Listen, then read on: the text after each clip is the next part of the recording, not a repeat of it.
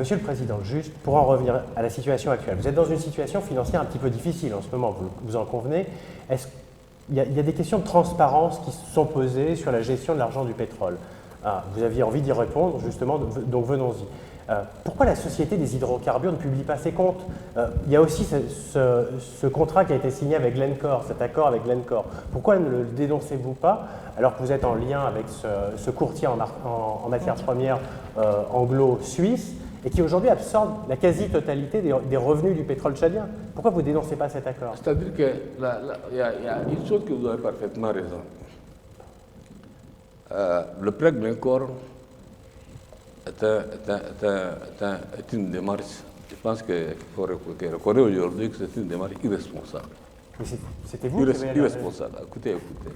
Des fois, nous politiques, nous ne sommes pas des techniciens en la matière, ce sont les techniciens qui font cela. C'est irresponsable. Comment c'est arrivé?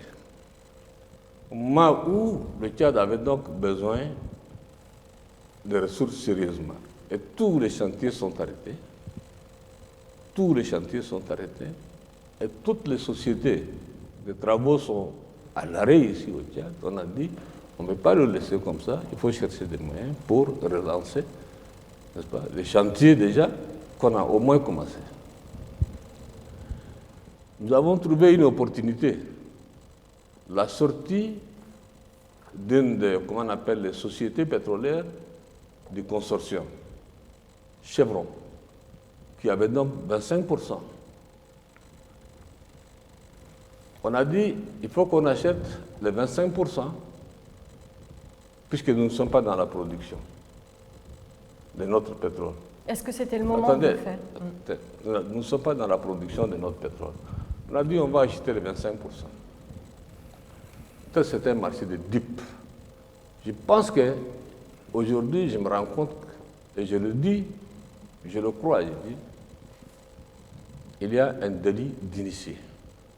Sur quoi, par exemple? Un délit d'initié parce que 2 semaines après qu'on ait acheté les 25% qu'on appelle de Chevron, le pétrole a chuté de 100 à 40.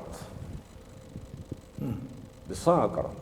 Une partie de votre entourage aurait profité, le mot de corruption est parfois lâché, aurait profité de cette Moi, quand j'ai reçu les gens de Glencore ici, j'ai demandé, est-ce qu'il y a eu des gens à qui vous avez donné de commissions? Bon. À vrai dire, la réaction du directeur, du PDG de Glencore m'a laissé voir que, certainement, c'est un point qu'il n'a pas aimé. C'est une question qu'il n'a pas aimée. Il n'a pas aimé. Là, vous parlez d'Exxon, Monsieur le Président? En tout cas, il y a une enquête qui est maintenant en cours sur cette question. Je dis qui est en cours.